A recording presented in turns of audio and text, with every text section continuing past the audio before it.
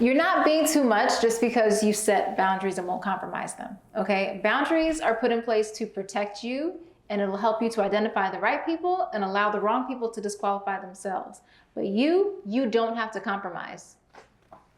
Ever. I love that. You came with the energy, babe. She said, you never have to compromise. I know that's right. She said, listen, that's the kind of energy we're bringing into today's conversation.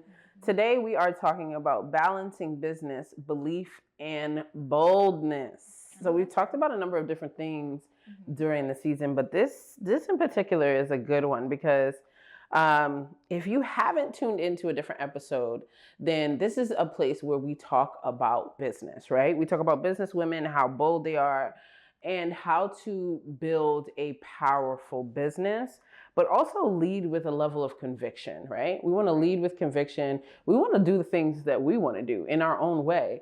And we want to be able to do it without feeling guilty and without feeling like you're stepping on people's toes. I mean, you might step on a few. That's probably going to happen. Yeah, you're definitely going to step on a few toes. So we want to talk about the real behind the scenes of the business. We want to see, and we want to talk about what is really going on behind here. So today we're talking about being bold. Yeah. So on that note, welcome back to the Modern Boss. The Modern Boss, babe. I'm your co-host, Oxana Tatamy. And I'm Bianca. And let's get into it. So we're becoming too much alike. It's kind of scary. 1, 2, 3, so. Oh my goodness. You say so, I say so. Okay. You want to be me so bad. So bad. Dang, girl. All right. Oksana, I'm going to start. Go ahead. You got it. So tell me, so we're going to launch our segment, Talk That Talk, right? Yeah. And this is our catch-up segment where we talk about what's been going on with our businesses personally. And we have been working, And so tell me a moment that you have experienced in business that you've had to put up your boundaries or you've had to stand 10 toes down on your standards. I'm sure there are several, but I'm trying to think of like one that pops up automatically. Yeah, I think just in general, like each client interaction kind of shows you what to look out for the next time. Facts. And so there was one client situation where you always give me these looks. I'm sorry. There was one conversation that I had with a client before, and they kind of wanted me to hit a certain deadline, but they hadn't like done their part and like submitted everything I needed to meet that deadline. Mm-hmm. So I had to kind of be the not so bad guy and be like, well, listen, can't meet that deadline anymore because you didn't meet your deadline. So now we have to kind of revamp this project timeline. One of the many reasons why I don't really do a lot of design work anymore. Scope creep. So for me, I was just like, I had to just put my foot down because it was like, at the end of the day, I'm not going to sit here and worry myself crazy to try to meet a deadline if you weren't prepared, because that wasn't fair to me or my time. I get you. So it's just one of those things. You have to do it sometimes. Frequently. If you're running a business, you probably have to do it a lot of times. Yeah. Yeah. And people might be in their feelings about it at first, but at the end of the day, especially if you do it respectfully, like they have no choice but to respect your boundaries. Oh, for sure. Yeah. So, emphasis on respectfully. I think we may have to do a episode on customer service. Ooh, I'm here for it. Yeah. Yes. One of my favorite topics. But yeah, okay. Okay. So you let them know respectfully. Yeah, let them know respectfully, Gotcha. Like, I understand the urgency, and I'm doing everything I can to help you meet that deadline. But unfortunately, in order for us to meet that deadline, you would have had to meet this deadline of X, Y, Z, So what I can do is have it done as early as this date. That sounds good. Just at least you give them an alternative. Yeah, just keep it real and let them know you care and understand. Nice. Okay. Well, I'm trying to think of a time when I want to know what yours is. Yeah. I'm trying to think of mine. So I've actually fired a client. Oh, okay. Yeah. I want to hear it. Well, I don't think she knew that I had enough. I guess. So she got blindsided? At that point, it was no other options. You were just done. I was over it. Like, I was stressed out. I was physically stressed. I was mentally stressed. Mm-hmm. I feel like, I don't feel like I was being undermined. Ooh. And I was being like publicly humiliated too. And so, oh wow. Like I vividly remember, sorry, I'm just like rubbing my, sorry for the visual folks. But I visually remember, girl, get it together. I vividly remember being on a Zoom meeting, and I was leading the meeting, and I was supposed to be like presenting an idea or presenting a strategy or something like that. Mm-hmm. And I could see her like rolling her eyes on the meeting and like basically saying like, there were comments where it was like, well, I don't know if that's like the greatest idea or something like that. Mind you, I sent it to you beforehand. So you know that, like, yeah, hey girl, you want? So there would be things like, listen, and she was nitpicky and she was a micromanager. It was just too much. Like, it just kept escalating. And I remember speaking to my operations manager, Julie, at the time, and I told her how I felt about it. And she actually, she gave me the permission in the sense of like, I had never like let go of a client before. So I felt like, oh, well, like, I'll just deal, like, it's all right. Like, but I would be complaining. Like, I would come on the phone, or I was complaining to everybody that would listen because I was so aggravated. It was one of my biggest clients. And when you have a big client, you do a lot of work with them. Yeah. And it's like, I was talking to her almost every other day. And like, so it was really like overwhelming. It was a lot. And so I had to let her go. And at the time I had nothing to replace it. Yeah. But I knew that like I didn't get into this industry to like be miserable. I didn't get into entrepreneurship to be like picking people to make me feel dreadful. Like, I know that's right. Yeah. So then once I had like got that in my mind, I was like, you know what, girl, kick rocks. Like, I didn't say it like that, but right. I kind of wish I would have, because she deserved that. I caught the sentiment behind it. She was annoying.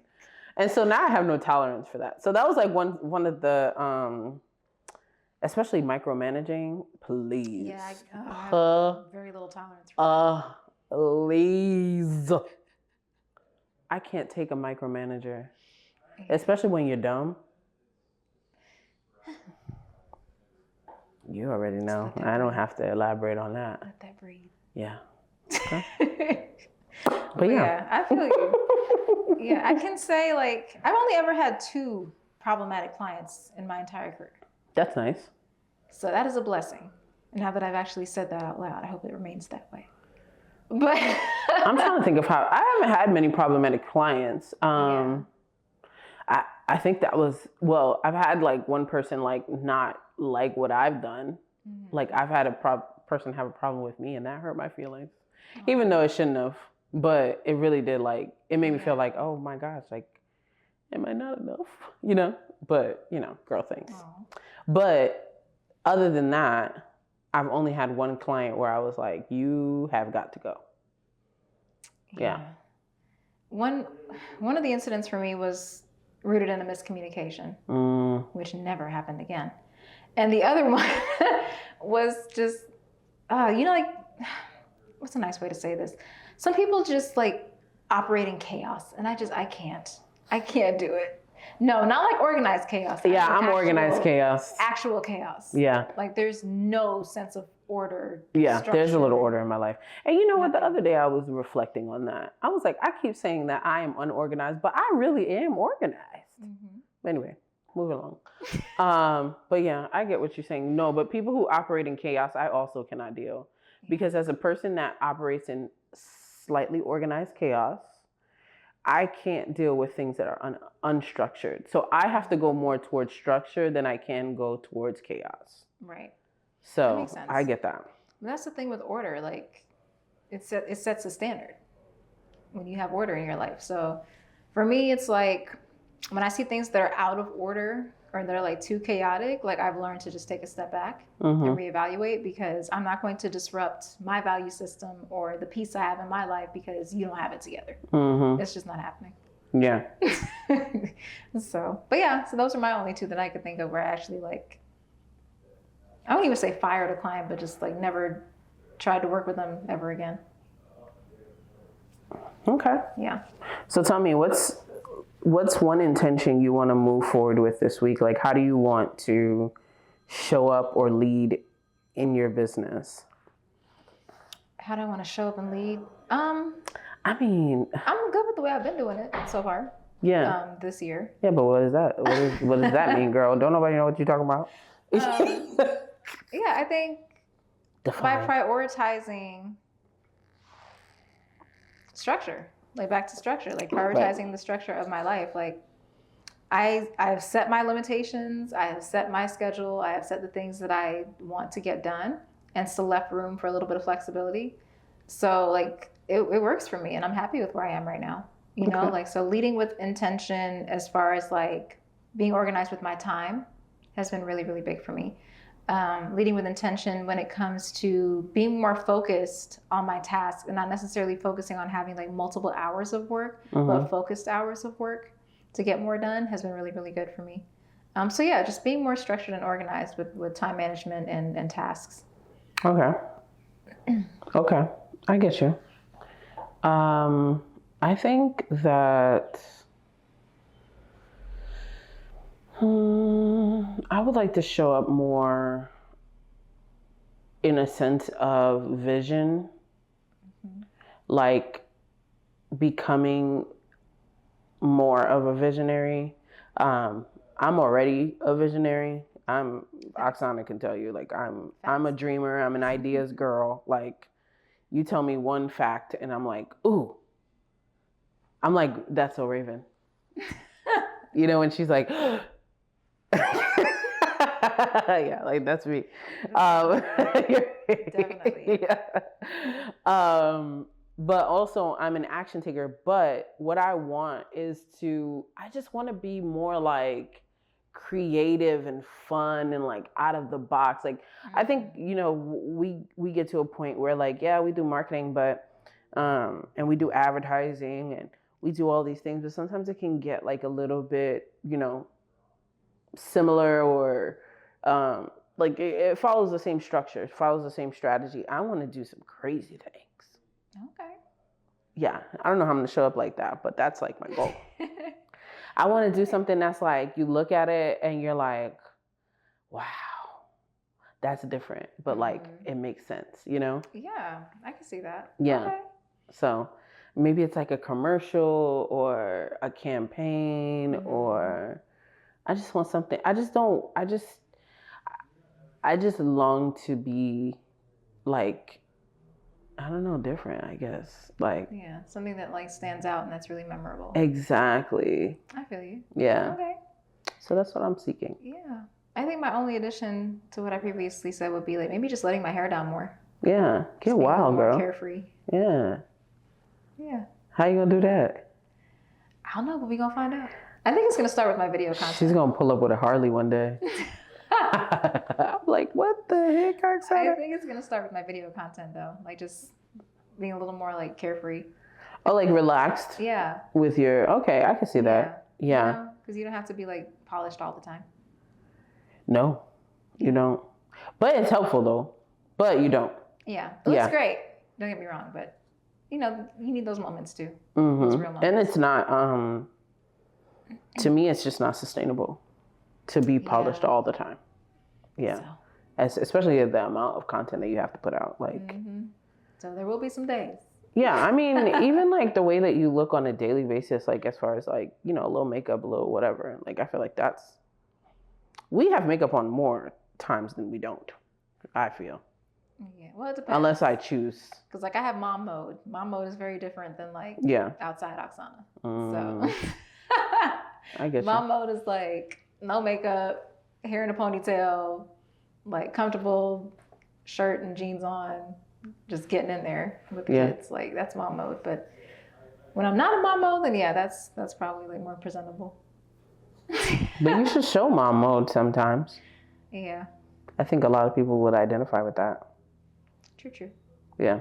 Anyway, we're on a podcast. Look at you, strategizing all the Idea. Can't help it. That's so Raven. I told you. I'm like, you heard me. I said, girl, we're on a podcast. Like, I'm over here trying to build your marketing strategy. Jeez Louise, turn it off, Bianca. Oh my goodness. But anyway, let's start here. Let's talk about leading with conviction. Oh yeah. Right? And with conviction without compromise. So basically we want to show up in our work. Like, how do we operate behind the scenes with like having a certain type of I guess belief system or conviction within our business, maybe morals, or without it being kind of like, one, we don't want to compromise it, right? Like, so if you believe in a certain thing, or if you have a certain standard, or you have certain boundaries that you've set, and somebody's just like, for lack of a better term, F your boundaries, right? Like, how do you, like, what do we do? How do we approach it? Like, I think there's many different parts to that question. Yeah. But I think just to kind of like rewind a little bit, right? A lot of times when we hear people talk about standards and boundaries and values, we automatically think of like, as it relates to other people. Period. But standards also like start with you. Like, what are the standards that you are convicted about, that you choose to uphold in your own personal life with yourself? Like, do you honor your own standards? That's true. That's a big part of it too, because the better you honor your standards, the better other people honor your standards. Well, a lot of us struggle with standards in life and business and dating and eating and like everything. We struggle. So I could see it being kind of like something where somebody is like, oh, well, what are my standards, right? Like, I think that has to be, you have to take a moment and just define those. That's the word. You have to define it. You have to define those standards. If you can't give definition to what your standards are, you can't expect anybody else to understand them either. Right. So it starts with you identifying and then giving the definition to it. Right. And then implementing it. That part, so implementing. That's the first step, is figuring out, what are my standards? What are my non-negotiables? Yeah. Like, how do I want to live my life, and what structure, there's that word again, can I put in place to ensure that my quality of life is preserved? So when we talk about standards, we're not just talking about other people, but we're talking about it's starting with us. Everything starts with you. It's always inward work before it becomes outward. But like we've said before, like, entrepreneurship is literally like, it's a mirror of personal development. Like, it's a crash course. It is a crash ongoing course. All right, I was going to say, like, it's a crash course, but it's not really crashing. It's kind of sustaining here. Never ending. It's a never-ending personal development, like, boot camp, girl. Jeez Louise. But when you build this standard, right, because there's certain things within my business that I take priority in. Like, my standard really is, like, people first. Right. And I think I operate that with networking. I think I operate that way in business. I never start a team meeting without asking everybody how their day was or how their weekend was, right? Like, yeah. So, like, we'll spend 30 minutes on that. Like, I know it's not efficient, but I feel like I need to know, like, we're working with each other. I'm paying you. You're doing service for me. We're working on clients. I need to know how you are. Like, because that's going to be in reflection when you do work, when you have to travel, when you have to do this, like, all of that is important. And I feel like it just builds more of a genuine connection and a genuine team. Right. So since I've added team members, I've always taken the time to be like, okay, at the beginning of our team meeting, how are you? How was your week? Tell me about your weekend. What did you do with your family? And we'll ask follow-up questions. It's not just like, oh, everything was good. I had a good day. Like, it's it's like, all right, so what was the good day? Like, So. What made it so great? Right. What made it so great? Tell me more. So I think that people first is like one of my standards. And I think it works well for me. What are one of your standards that you think you've established within your business that you've... So many. Yeah. Give me one, girl. There's so many. I'm big on communication. I'm a communicator. Oh, for sure. Yeah. That's definitely one of my big ones. Specifically because I hate miscommunication and all the issues that it causes. So like sometimes maybe I over communicate. But I don't think so. But I enjoy communicating and integrity. They kind of go together. So for me, it's like whenever there's something, whether it's a change or a deadline or whatever is happening, I like to communicate that ahead of time, just so you can't say I never told you. Mm-hmm. You know, and not only do I communicate it, but if I say I'm going to do something by a certain day, by a certain time, if I put it in my calendar, if I say out of my mouth that it's going to happen, I do everything in my power to make sure that on that day, at that time, it's going to happen. Yeah. You know, and so that's like reliability. Integrity is really big for me, and communication. So I kind of gave you two, but those are like my big ones. Yeah. Yeah, I get that. But that's a part of like, and this is like the trending word. This is a part of branding. Yeah. Yeah. Your values. Yeah, it's like your values and your mission, and you know, it goes into that because I recently did another podcast and we were talking about branding, and I was like, branding is a feeling, right? Because you want your customer and your client to feel secure. You want your customer and client to feel like they were heard, and you want them to feel like they can rely on you. And so those standards that you've put in have just reflect that, right? So it's about the feeling that you want people to feel at the end of the day, right? I mean, one, the feeling, like going back to what you said, the feeling that you want to feel. Like, how do you want to feel at the end of this, right? So that's where the standard is built. And then at the end of the day, it reflects in how your customer and your client will feel. Right. Yeah. I agree with that. Yeah, it's definitely like the entire experience that people have with your brand. Definitely. So all of that, the feeling that goes behind it, all these things definitely tie into it. 100%. And you want people to leave feeling like they want to come back. Yeah. At the end of the day, or like they would work with you again or refer you to somebody else. Well, I think it's important because, I mean, and this is another thing with like customer service, right? They remember the experience. They remember. Oh, yeah. And I mean, we've actually heard that with a client that we worked together with. Like, you guys are very professional. You guys are very on time. You guys are organized. Like, you want to hear those things when you're in business because you're like, oh, yes. Like, means, oh, okay, good. we did something right. Yay! You know, but like, it's important that people feel that way. Yeah. One, to be real with you, and because this is like the Boss Collective and we're women, I think it's important that we show up in a particular way. Yes. I think it's important that we hold a certain standard for ourselves and how we conduct business, and that it is an actual business. Like, this is not no playground where we're, you know, throwing some colors together and a website. Not just throwing spaghetti at the wall. And no, baby. No.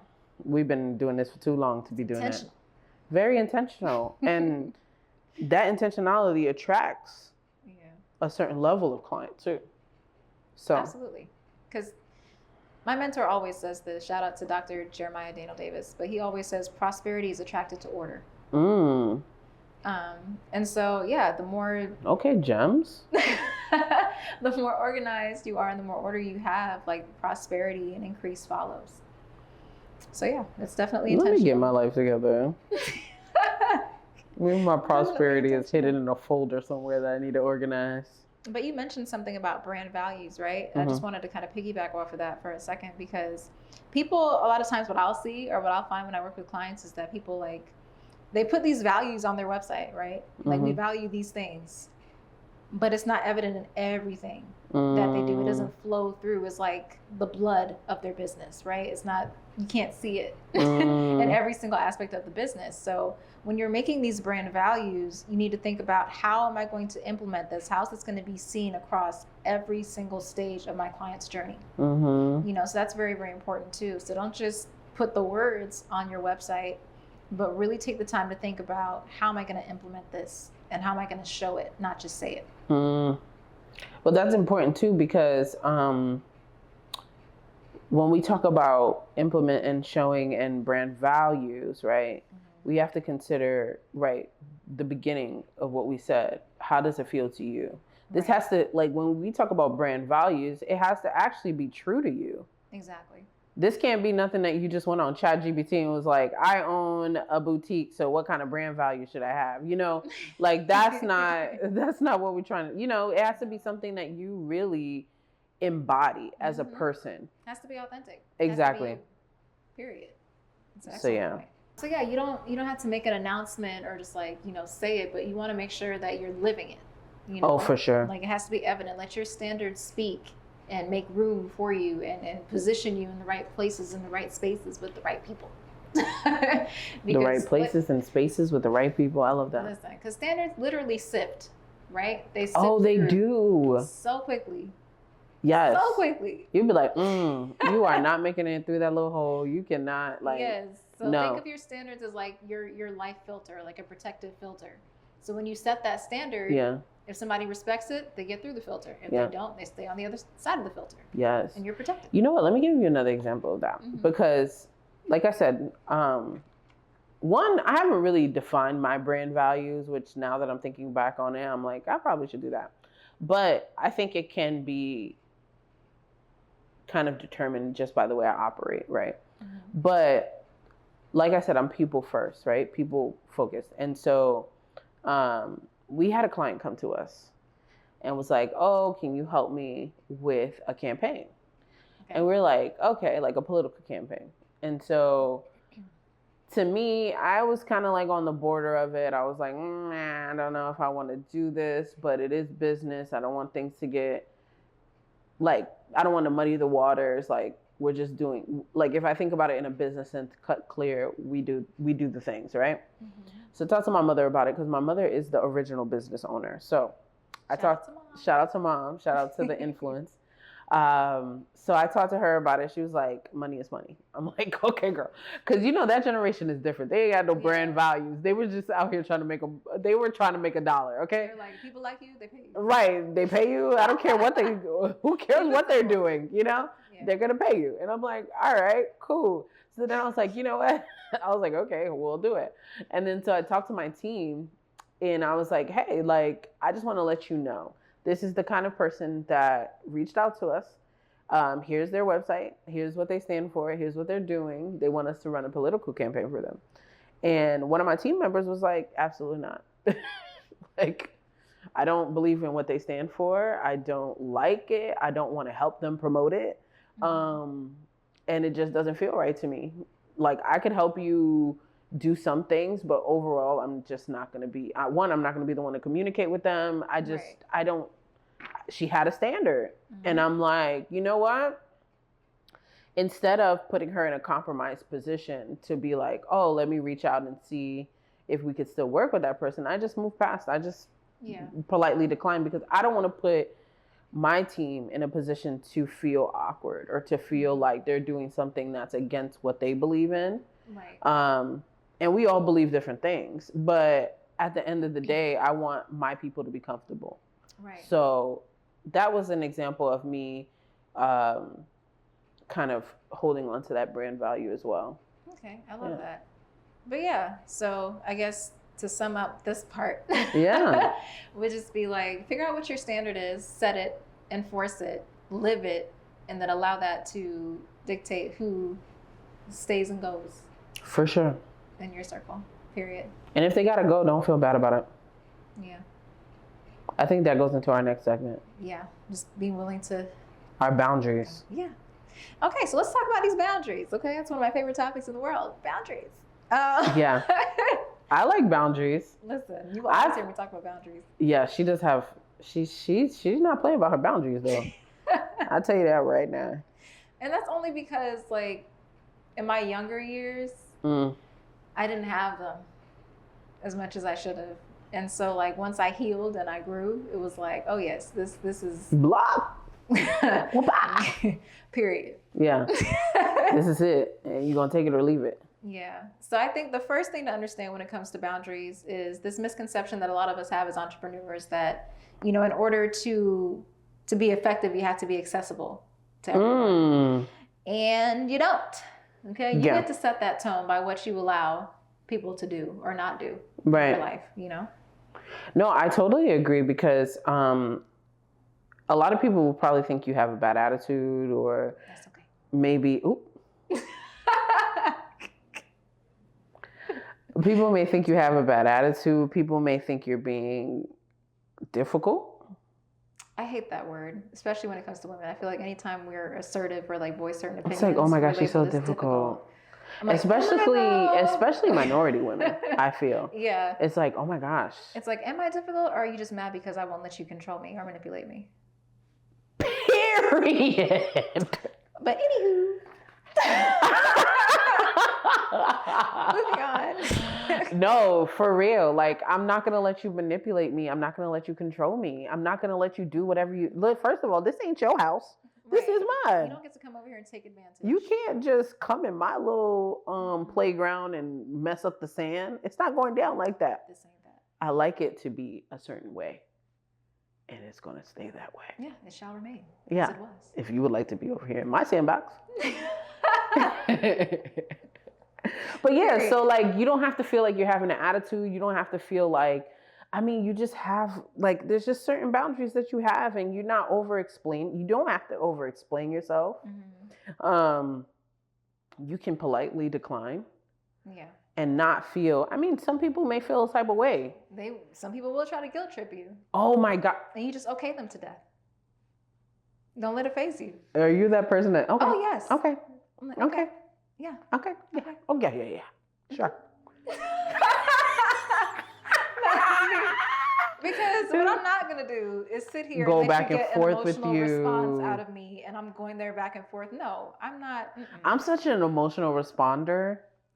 Like wait. If I have a boundary in place, I'm not going to like, and I know the boundary, right. That's it. It's a wrap. Yeah. I'm going to say what I have to say. And I'm probably not going to listen to what you have to say. Yeah. I've already checked out. Listen. So the business side of me is a little bit different, you guys. So just just know this before I say what I'm about to say. Yeah. But yeah, I'm that person where it's like, once I state that boundary and like you start trying to go back and forth with me, I'm like, oh no, that wasn't the question. Like, don't lethal. She's lethal. I'm like, don't do that. No, we're not doing that. Don't do that. We're not doing that. So, y'all be thinking she's so cute, the mirror is quiet. Yeah, all right. I feel like, because people, you know how people always say like, you don't have to be nice. You can be a kind person, but you don't have to be nice. Like to an extent, yeah. I kind of agree with that. I like, think you have to be nice. Yeah. I'm like, no, like I'm a nice, kind person. Period. Yeah. Until you abuse it. Until you abuse it. Okay. And then after that, you don't get my presence. You get my absence. So yeah, I'm not going to. I feel you on that. Like I really do, because I also think that I am a very nice, kind person. Yeah. I mean, nice, kind. Yeah, that's me. I can be a little cheeky. Okay. For lack of better terms. Because I'm trying not to curse, you know? Okay. But I can be a little cheeky, right? Okay. In a joking way, sometimes. But like you were saying, like if a boundary is pushed and I have expressed it, then I get a distaste for the interaction. Like I don't want to be here. And once I feel like I don't want to be here, or I don't want to talk about it, or I don't want to engage, like you said, bye. My absence. I got to go. Especially when people want to get passive aggressive. That's like my least favorite form of aggression. I'd rather you just be outright with it. And you know what? It's the audacity for me. Yeah. Like the passive aggressiveness is really like, you ever had somebody be passive aggressive with you and you immediately clock it? Oh yeah, all the time. And you're like, oh, you're playing in my face. Mm-hmm. That's why I okay people to death, because it's like, what you're not gonna do?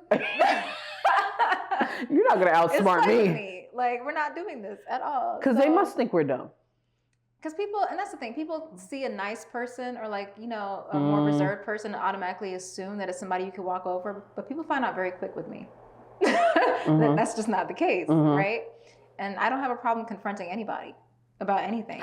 First of all, your tone is... Yeah, I don't. It's true though. Like, I don't. I really don't. Like, once you cross that line, like, I'm going to let you know, and I'm going to communicate that boundary no matter how you feel about it. And my thing is, I do it respectfully. I do it with love. So if you choose to be disrespectful after that, I'm not responsible for the repercussions. I'm not responsible. I'll just remove my presence because...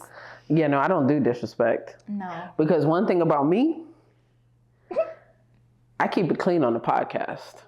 But let's just not do that. You know what I mean? Yeah, like let's not, because Michelle Obama said, you go low, we go high.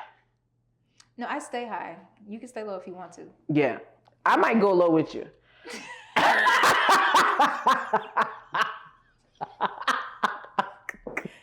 Just briefly, because I have to let you know, this is not that. Like, I might not be as low, but I'm the kind of person that, like, if I'm disrespected or if my boundaries are pushed, I'm gonna have to give you a little cut. Like, it's like when kids misbehave, you get down to their level, look them in the eye, and then you stand back up. Exactly. Just like in case that. You thought I didn't see what just you in did. case you thought you could play with me. I see you. Oh, shit. And then I go, I'm like, all right, I was just kidding. I can, and then you can read them corporately. You know what I mean? Yeah. Per my last email type vibe, you know? Yeah. It doesn't have to. My last email. You guys know what I'm talking about. The gosh, corporate girls know when they have to So- gather somebody in that corporate talk. Yeah. And that's the thing. Like, for me, it's like, I'm not going to be nasty about it. I'm not going to be any of those things because in my mind, it's like, if I do that, then I'm lowering my standard to address you. And that's just not going to happen. You know, because there's a standard I've set for myself as well. So I'm not going to lower my dignity or my standard to sit there and go back and forth with somebody that's clearly just doesn't have the emotional intelligence or capacity to handle what I'm saying. So, but sometimes people got to know. I mean, sometimes you got to. But there's a way to do it. That's all I'm saying. Yes, most of the time there is a way to do it. In business, yes, there's always a way, an amicable way to handle it. Yeah. In life, now outside of business, sometimes you got to gather people, and sometimes it just is what it is. Just so you know, like, don't play with nobody like this again. You know what I mean? Like, my mother, she's taught me this. Because especially like when you're dealing with like businesses, like when you have to get something done and like they're not doing it, like my mother would come out like, like, this lady is nuts. Like, who is this crazy lady? But she gets what she needs to get done. You get what I'm saying? So sometimes you got to come out of character and show them. But see, one of my favorite little tricks that I like to do, like especially when somebody's trying to be like snarky or like passive aggressive or like makes a comment. I'll just stop and stare at them for a second. Girl, what? No, I'm serious. You stare at them, you leave that silence, leave that space for them to sit in what they just said. And then you hit them with, what was your intention behind that comment? That's deep. Where you learned that from? That's funny. And this is where my psychology comes in. Oh, that background. But yeah, I bet they feel stupid then. Because that's the thing. When you have somebody yelling at you or coming at you, right? Just to give an example, if somebody's yelling at you, but you stand there quiet and calm, eventually they're going to realize you're the only one acting a complete fool. Or they're not. In most cases. In most cases, right. You do have some like people that are crazy. Not all the way there. Yeah. But yeah, so it gives them a chance to either retract or restate what they said and correct themselves. And it kind of just is that subtle like check, like, I know what you're doing, you know? So there's little ways to check people and to make them aware of what they're saying and how they're saying it. Yes. But back to business. We just had that was a brief intermission because. Right. Fun fact. It's okay you can hold space for yourself without having any guilt. You can place your boundaries. You can make sure that you hold the line on your time, on your resources, on your products, on your pricing. There's so many areas in business that you can draw up boundaries and make sure that, one, you don't compromise, right? Because a lot of people tell me, I'm sorry, sometimes, again, that's so Raven. So I just cut off the whole sentence. Okay, tell me about a time when somebody has pushed your boundaries with pricing. With pricing? Yeah. I can't think of one. Nobody's ever been like, oh, can you give me a discount or You think you could do this for exposure? Probably, but I don't remember because I didn't work with them. I'm pretty sure that has happened at least once or twice. I've had an instance where somebody has asked me to do like an exorbitant amount of things. And was like, oh, exposure. Yeah, no. Exposure? They see me. I don't need that much exposure. I literally am a marketing person. Like, right. I can give myself exposure. That's not what I need. Like, what? But I think it's been more so like people trying to take advantage of the niceness and like getting me to help them with like vague terms, not really like. Oh, you want to collaborate? Yeah, things like that. And it's like, if this is not mutually beneficial, then no. Yeah. And you can't get mad at me for that. Right. Like. But also be okay with like putting up the boundary and being like, well, this will cost you this much, right? Like not being afraid to be like, no, well, I have to put time and effort into this. Right. Like, oh, thank you. I knew there was one that was going to come up. No. Here's what somebody did do though. Right. This one got you hot. So, it's not like that. But this client, right? Yeah. Paid me to do a landing page. I completed the landing page. We're supposed to be in the revision stages. All of a sudden, I decided to cancel the event. So can I get a refund? Oh, you're crazy. No. A refund? This is not my business. I didn't cancel the event. I told her straight up. I was like, listen, I already did the work. All we're doing is revisions at this point. So you're welcome to keep what I have created for you. But you could change the pictures and the language and make it something else. I'm like, but unfortunately, it's unfair to my time, my effort, and my expertise for me to refund you when I've already put in the work. And that was it. Yeah, I'm with you. It was no.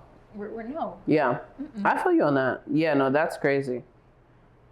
Can I get a refund?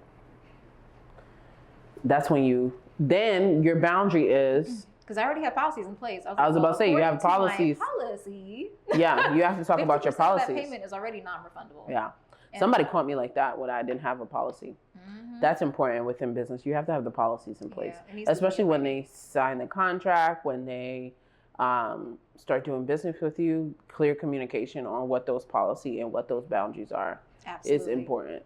Yeah, I have definitely taken the time to thoroughly put my policies and everything together. So that part I'm really happy about. And it saves me a lot of time and headaches. I guess we could talk about what that looks like in a little bit. But before we move on to the next segment, the one other thing I wanted to say about boundaries, a lot of times people think that boundaries is just saying what you don't want or what you don't like. That's not what it means to set a boundary. Setting a boundary is not just saying, I don't like when you do this. It's saying, listen, I understand you may be used to this type of behavior, but if our relationship is going to continue, this cannot be a part of it anymore. So you have to let them know what you don't like, but also what the result is going to be if they continue to push that boundary. And then be willing to enforce the boundary. That's the part where a lot of people struggle too. Like, enforce that boundary. So if they decide to push it, be willing to back up what you said. You know what I've noticed, that a lot of people may have a boundary, and especially in this day and age, it's like you have a boundary, but sometimes you don't want to communicate it. Have you ever seen that where it's like... Because it can be uncomfortable. It can be uncomfortable, and it's an awkward conversation if you really think about it. I mean, it's not the easiest conversation to have. So I've seen that people will have a boundary and just like bow out. Like, instead of communicating and so that somebody can understand what the boundary is, or either bow out or lash out. And you're like, what just happened there? Like... And that's the thing, because if you don't have the tools or the language to communicate it, it can be very frustrating. And so what happens is when you bottle it up and you don't communicate it and it continues to happen, eventually it comes out in an unhealthy way, which is where the lashing out happens. And so you have to get to the point where it's like, okay, I have to be willing to accept that as long as I'm doing this in love and with respect, whatever I say and how they respond to it is their problem, not mine. For sure.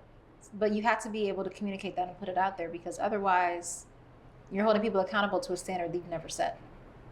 This is true. And sometimes I think you also need to consider that a violation of your boundary does not mean the person is bad. Right. Like, it's not a personal attack. Because I think sometimes we can be triggered.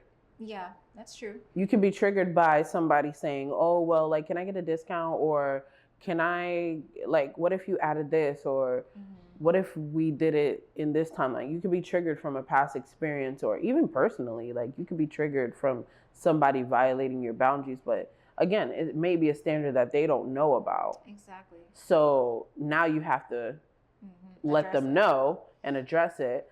But it also doesn't mean that like the person is literally a bad person. Like, so just consider that as well. Yeah, and that's why I emphasize like definitely communicate it first. Once you've communicated it though, then you can and they violate again. Yes, then you can hold them accountable. That's when you be quiet and you say, now what was the purpose of that comment? Somebody's gonna be using that. I'm using that. You think I'm not gonna use it? I'm gonna just look at people like they're stupid. But yeah, all right, so let's talk about professional does not mean passive. A lot of people think that setting a standard makes you stiff, but really it makes you memorable. Ooh. Thank you. Oh my gosh, one of my favorites right here. People respect clarity. And that's true. It's a fact. That is a fact. I hate being confused. Yeah. And I hate disorganization. Confused people don't buy. They don't do business. They don't stick around. They move on to the next, right? Yes. But my thing is with setting a bar is people have to either rise to it or stay where they are. So I'm not coming down to where you are. Come up to where I am, type of thing. And so, yeah, absolutely. I agree. Like clarity comes from having that standard and communicating it effectively. Right. That's where you get the clarity from. And so once you have set your standard and you communicate it, then there's room for clarity. And then, of course, if they have questions or if there's any gray areas, then you talk it out, right? But I always say this, and I think I've quoted this before on the podcast, but I'll say it again. The only way to stand out is to have a standard. Facts. You know? So once you set that standard and let people know what you stand for, they're going to remember that encounter. Oh, for sure. Point blank, period. Are you, like, think about it. You're going to remember somebody that politely checked you. Or politely set that bar, right? You're going to remember that. Because it's like, okay, like, I have to remember, like, this person set that standard, so I can't move a certain way or do a certain thing. Right. And I used to think that was, like, so weird, like, because people would come around me, like, especially because of, like, you know, my beliefs and things like that. People would come around me and be like, oh, sorry, I didn't mean to curse, or sorry this, or sorry that. And I used to be like, I didn't even say anything, you know, like, or, like, feel like it was a bad thing. But I realized, like, no, like, when you set a standard, people adjust themselves accordingly. So what I was seeing was people adjusting themselves to being in my environment. And so I learned to accept that and to see it as a good thing, you know? Yeah. So little things like that. I mean, that's true because there's certain things that, you know, you teach people how to treat you. You teach people how to be in your world, right? Because you're walking in your own little bubble in the way you present yourself. And again, we go back to that feeling, right? People feel a certain type of way around you or feel your energy or understand who you are. And so they feel like, okay, let me get it together when I'm around her, or let me, you know, be mindful of whatever boundary or wall you put up. And not wall, but boundary for sure. But it's important that you teach people how to treat you. It's important that you let people know that clarity, like you clearly state like, hey. Right. But even with business, right? Because that's what we're talking about with onboarding, with contracts, with deadlines, with all these details. Emails, with products. If you're talking about like the ingredients, you're talking about the sales price or the return rate or the delivery time, right? All of that should be very clear. So people don't get confused and then find a loophole or try to finesse you out of whatever the heck you built. You got to be super, super clear and like to the point. Because people will try to find, like you said, those loopholes. They'll try to wiggle in, like, well, maybe I could do this or get this much for this little, or. And it's not that, like, I feel like it's not that people are bad or people are always trying to look for a loophole, but I think that's just the nature of people. That's just the nature of humans. Like, think about when you go to a place, you're like, well, what's the discount in here? You know, like, how can I get a little 15% off? That's just the nature of how we are. So you can't really think that your business would be different. Exactly. You can't think that an experience within your business would be different because people will come with their baggage and they're going to be like, all right, well, what can I get out of this, right? And most people don't want to spend all their money. And so when you're asking, especially if you have a high ticket item, which me and Oksana most would be considered high ticket. Yeah. So you have to be clear and you have to be, definitely on point so that people understand what the value is and things like that. But absolutely. Yeah, I agree with that. So being bold and not passive when it comes to communicating those standards, those policies, whether it's refund policies, whether it's cancellation policies, whether it's whatever it is that you have set up in your business, right? And even onboarding and the deadlines, like you were saying, for projects and things like that. You have to be very, very clear so people are aware up front, like what is expected of them and they can act accordingly, For sure. So, root your business in standards and policies. For sure. Yes. And do check-ins, right? Like check the temperature. Check-ins, and I don't call them follow-ups. Oh, you don't like that word? No, it kind of cringes. It's cringy for me. I don't know. I'll talk about that on another podcast and get into detail. Interesting. But yeah, because it's not authoritative language. That's why. I think that's the main reason why. So when you say things like, especially when you're like prospecting, like you're looking for like new clients, hey, just following up, it kind of sounds desperate. And so like for me personally, I don't use that phrase. I'll be like, hey, I had a minute in my schedule, just circling back to talk about what we discussed last time. Are you ready to move forward? So like just changing the way you say things even affects the way people perceive you and deal with you. So another tip, I guess. You guess. I can't do it. I can't. But just little things like that make a difference, So even setting a standard for the way that you communicate, I guess, is another one we can add to the list. Setting the standard. I mean, we get in the communication bag, but I mean, the way you communicate is important, right? Because like you're setting a tone. Like think about the social media posts that you create. Think about the emails that you send. It is important the way that you communicate, and it has to reflect the brand values and the way you show up in person, right? Can you imagine like? Keep in mind, you guys, like we know ChatGPT is a thing. Yeah. And we know that it could damn near think for you. But you don't sound like that. You don't. Yeah, your own voice is needed. You don't sound like that. Like it is very easy to spot when ChatGPT wrote something, especially if you don't take the time to tweak it and to add different components to it or add a tone or tell them, who to sound like, whatever the case may be. So when you're communicating, it is important that it is reflective of who you are and what you want to be perceived as.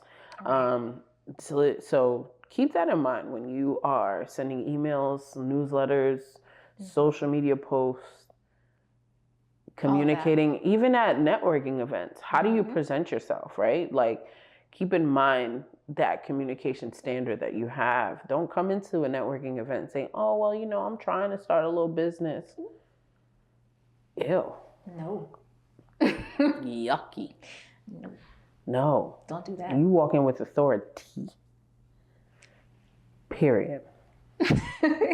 Authority only. Love it. But yeah. All right. Well, let's talk about some tools. Okay. Boss tips. So let's talk about a quick tip. Before I enter into a contract, and I think I mentioned this a little bit earlier, before I do anything, I ask myself, does this align with what I want to be known for? Right? And that is important, right? So, I mean, I do that with clients. I do that with any organizations I join. I do that with relationships.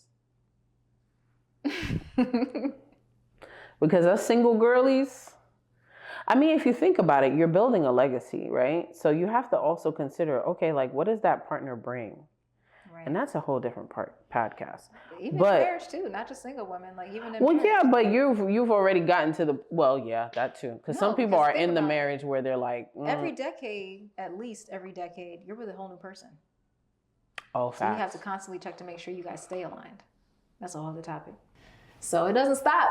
You know, us single girlies, we don't know what this marriage life is like. It doesn't stop. We're just out here, you know. We're trying to one, I guess, get chosen, get picked, whatever the heck. But like, we're just trying to survey the land and choose the crop that is actually fruitful. Right. So that's like where most of us are. Mm-hmm. Like, so I don't even know how we got on this topic. I don't either, but maybe there's a reason. Do we have to talk about relationships, you guys? I think so. I think we need a relationship segment here. Jeez Louise. So yeah, I guess the only thing I would say to that is my advice for single women is not necessarily to survey the land, but focus on being in position. Okay, expand. And the only way to be in position is to be in purpose. I like that. I like that a lot. And you know what? I have been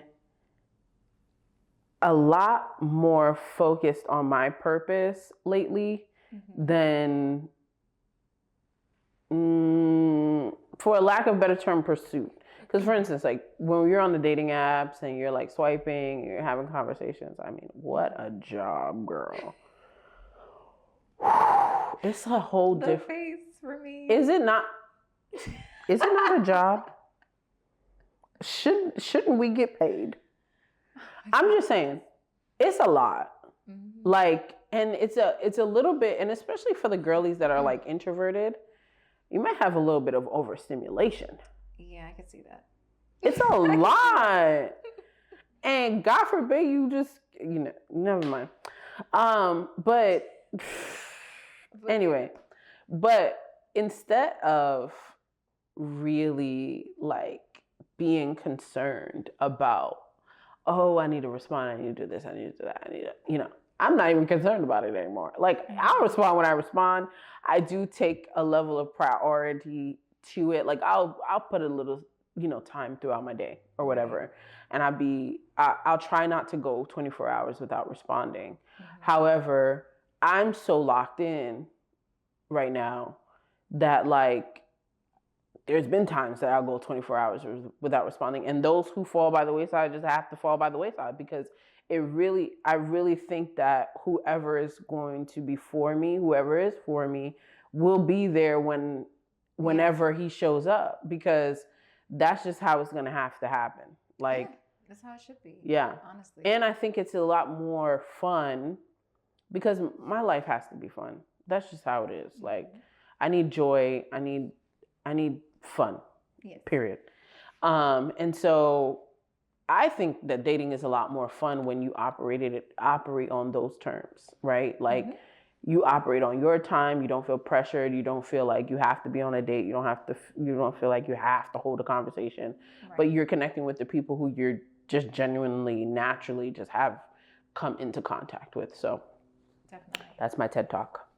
But yeah, putting yourself in position and focusing on your purpose, I think, is important. Definitely. Because think about it. If you're supposed to be a helpmate, right? Mm-hmm. The best way to recognize the person you're supposed to help is to first know your own purpose.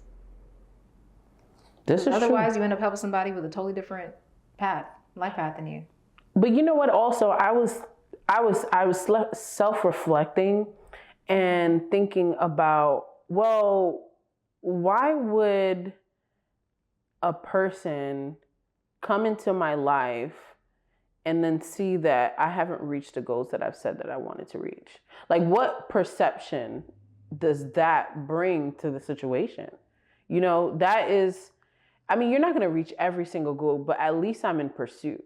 Right. For instance, like, if you were not in pursuit and you were just so focused on being in a relationship, then they come into your life and now you're like, okay, now I can focus on my goals. Like, what? You know what I'm saying? Exactly. Like, that's just not the priorities. Yeah. It's a priority, especially like if you're putting yourself in position, like you said, and you're focusing on your purpose. When somebody comes into your life as a helpmate, and you don't have nothing for them to help with, you got to do things. Mm-hmm. Focus on your business, girls. Yes. Focus on what God has put on you. And I'm not saying don't make time for dating. Yeah. But I'm saying that it's not the end all be all. It's not everything. I'm just saying that as women, our pursuit should be purpose, not necessarily partnership. Mm-hmm.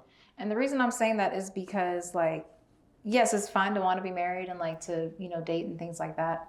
My only thing is like, I feel like the way that it works best is like wherever he is in the world, he's on his purpose path and you're on your purpose path. And eventually those paths are going to connect, so just keep focusing on purpose instead of having your eyes fixed on all these other distractions, and you'll meet your person. Yeah. Because purpose is always going to bring you.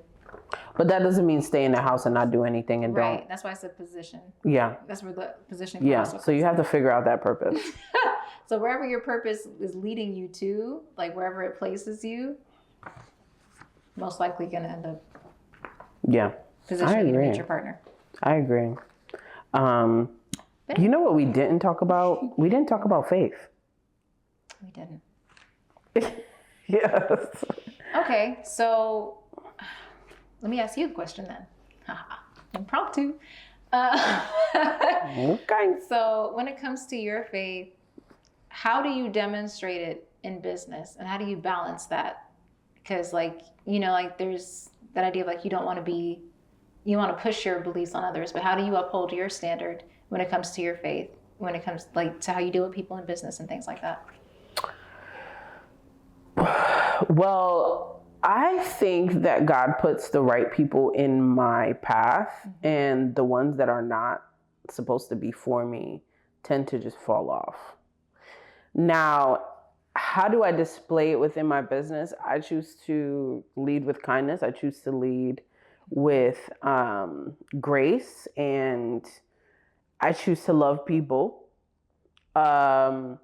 I don't feel like I'm very loud, but I am pretty loud about the fact that I'm a God girl. Like, I don't have any issues telling people that. I don't have any issue saying thank God in front of somebody. I don't have an issue praying in front of anybody. I don't have an issue posting about God. Right. So I think that's another way that I display it within my business. Now, it's not necessarily on my company page. I wouldn't say that it's been posted on my social media for a creative station. But if you follow Bianca the person, then it's kind of clear. Yeah. So I think that's how I kind of balance it, because I know that within business, there's this thin line between like personal beliefs as far as political, right, social, faith-based. And all those topics can be very divisive. It can be very, and in this climate, unfortunately, we've made it so that it makes us divisive. It makes us divided.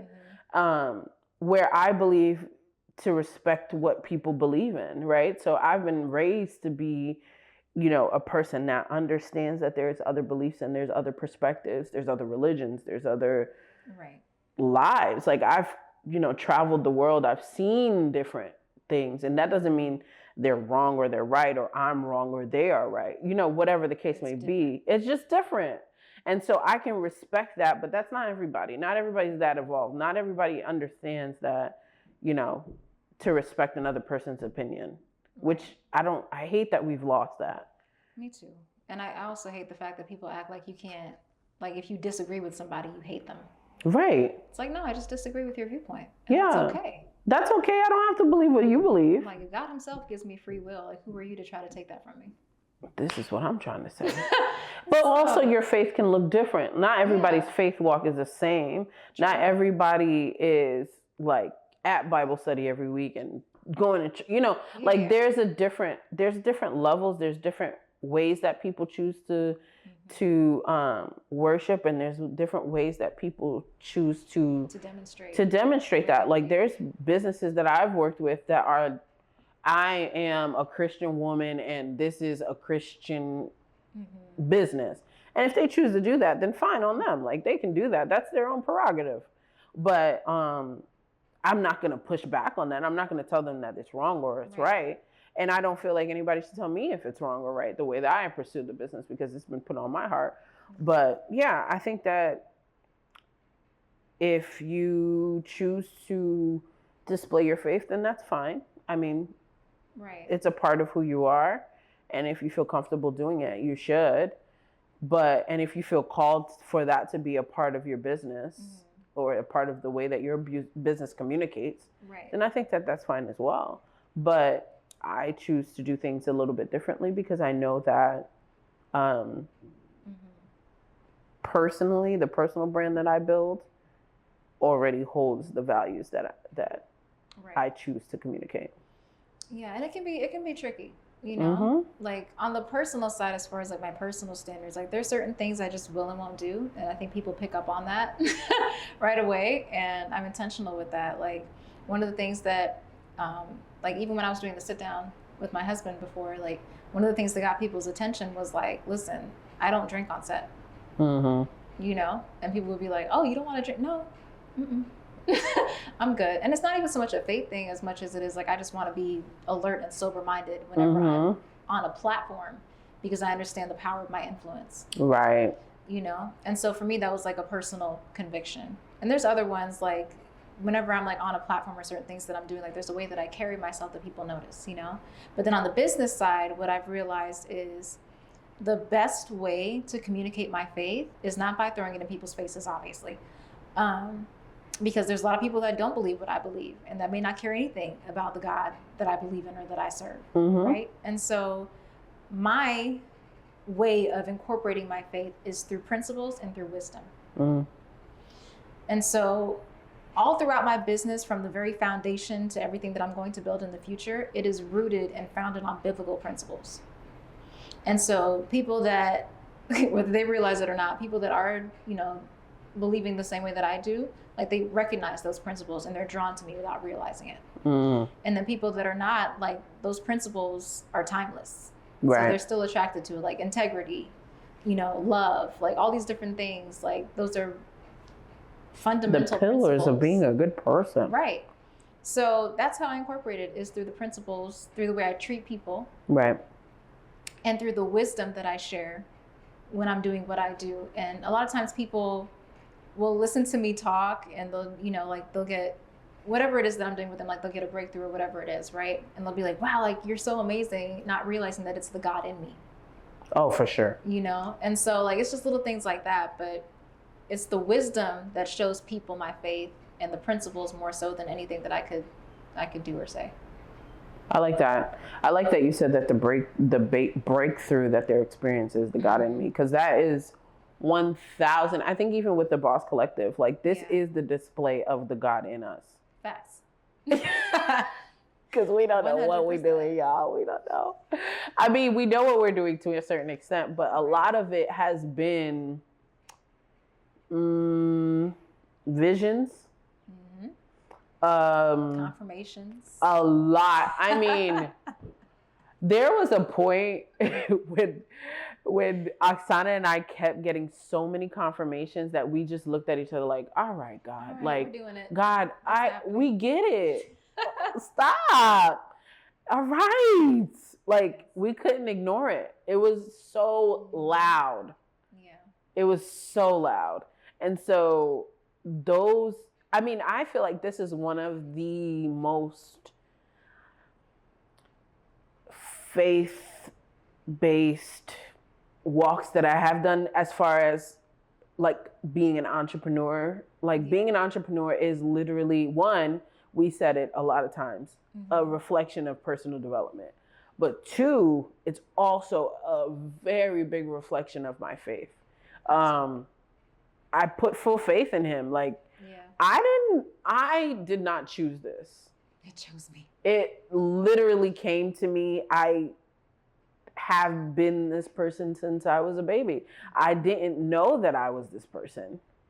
I just was operating in life. And then one day it clicked to me and I'm like, oh. That revelation of identity.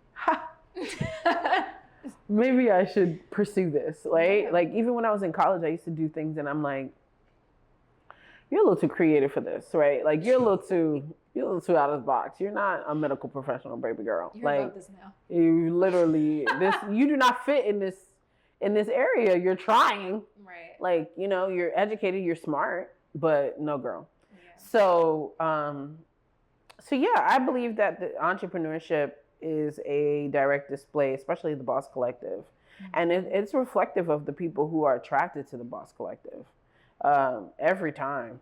It's not like there's nowhere on our website that we say that we're faith-based community. As soon as you come into the environment, like you can just feel the energies. Yes. You know, and yes. There's always some type of divine encounter or some type of like collaboration or something that happens when we have these events. So just moving in faith and allowing God to move the way He moves. Right.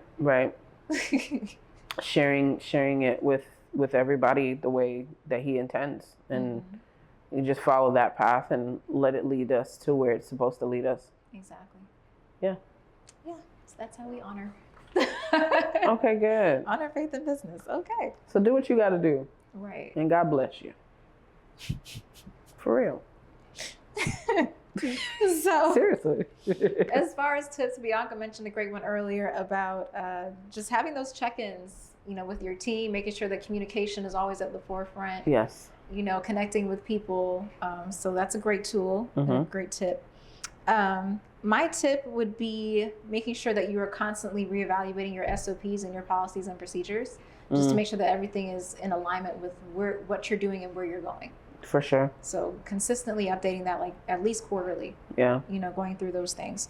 And that's true, because I think that, I mean, my policies and procedures probably need to taking a look at this point. They've, like I said, when I started my business, I pressed the gas.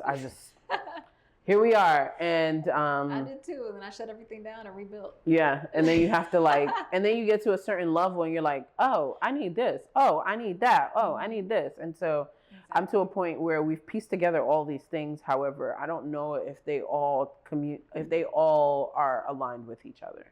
Right. So I do need to take a moment to look at my policies, procedures, and optimize. Nice. Yeah, which I think a lot of people are in that space. Because SOPs, and a lot of people probably don't have a standard operating procedure in place in their business. But it's important, because if you're going to delegate, and if you want a standard within your business, you have a process to the things that you do. You have a process to how you handle inquiries. You have a process to how you send out the product, or how you respond to emails, things of that nature. So documenting that is going to be pivotal, important to the growth of your business. Absolutely. And it's important for the standard of your business to have that in place when a new team member comes on board. Yeah. And you can show them, this is how the things are done. I agree, 100%. All good stuff. Okay. But yeah, so this was a great conversation. I agree. I enjoyed this very much. So, but we want to do a quick community connection. So if you're tuned in to this podcast right now and you've had a time where like you either needed help with standards or you're currently enforcing some standards, let us know what those standards are and how you're doing it in the comments. We would love to hear about it, support you, chime in, give you some feedback. And and feel free to like tag us and share and follow and all that good stuff. All the things. Follow, like, share, comment, any activities. Yeah. Do it all. Give us 5 stars. And if you're watching the replay, comment #replay. Comment #replay. I like that idea. And yeah, just share it with us. We want to know what's going on over there. Okay. So yeah. Before we close, Bianca, one takeaway from today's conversation that you want to leave the people with. It's the laugh for me. My one takeaway is to look somebody in their face and tell them. Now, what was the intention behind that comment? No, seriously. When I tell you that I feel like that's a draw 4, that's like a draw 4 reverse Uno. I want to know. Because please tell me. So now, what did you think you were doing? Like, that is iconic. Diabolical. Like, that's it's really like checking them without like, oh, it's so good. I can't wait to use it. Now they have to answer for themselves. Because now you look like an idiot. Back on them. It's so fun. I love that. So feel free to use that. Yes, that's what I'm taking away from this episode. I'm doing it. Yeah. I think my biggest takeaway is that standards don't make you unapproachable, they make you undeniable. So yeah, I think, just making sure that you set those standards. Don't be afraid to communicate those standards. Period. And don't be afraid to enforce those standards. Okay? I agree. With the quickness. But yeah. Yes. Okay. Well. Well, that's all we have for today on The Modern Boss. The Modern Boss. The Modern Boss. So this was the last episode of season 1. Yeah. But we have season 2 coming up soon. So let us know what you would want us to talk about in the next season. Let us know if you're interested in being a guest on the next season. And we can't wait to hear from you all and to come back with even more amazing topics next season. All right. See you soon. Bye, guys. Bye.